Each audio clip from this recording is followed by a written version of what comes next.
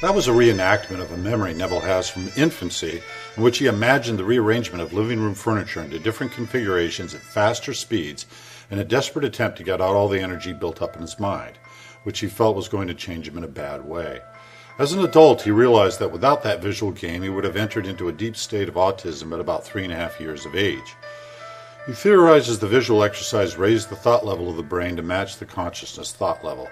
Otherwise, the consciousness would have partially dislodged from the mind. In other words, the thought levels between the third-dimensional brain and its fifth-dimensional consciousness must be in sync, or a new balance is forced by part of the consciousness becoming external to the mind. Unfortunately, he got too close to the sun, so to speak, and was thereafter partially autistic. But also the exercise of random configurations caused random dyslexia and ADD. Overcoming the dyslexia by willing himself to read the lines straight across in 3rd grade, he then learned to pay attention, overcoming ADD. The net result is a mind that uses conceptual thought experiments and an unusual problem-solving process to decipher universe design. The result after 22 years is the book Nevell vs. Hawking, complete with predictions to support his theory. In May 2011, Stephen Hawking said, quote, "I regard the brain as a computer which will stop working when its components fail. There is no heaven or afterlife for broken down computers. That is a fairy story for people afraid of the dark."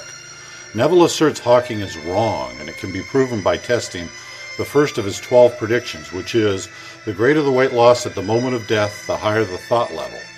Weight loss at death, known as WLD, was first tested by Dr. Duncan MacDougall in 1907. He got 4 of 6 conclusive test results, averaging 21 grams from tuberculosis patients.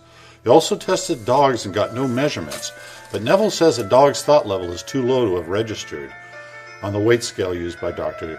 MacDougall. The scientific community in 1907 said all he had discovered was a mere curiosity.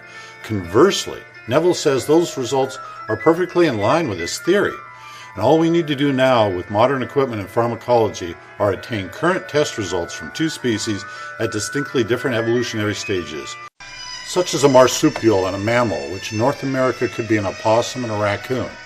The animals being shown are in their approximate thought level order, and WLD should ascend accordingly to the first prediction. The reason why is because consciousness is fusing with life forms to ascend to higher, more energetic thought levels in successive lives and more evolved species back in the direction from whence they came, God consciousness. When science shoots their objections at Nevell, he'll say, check the WLDs against their observed thought levels. I think you'll find they match, opening a window into the 5th dimension for the first time in human history.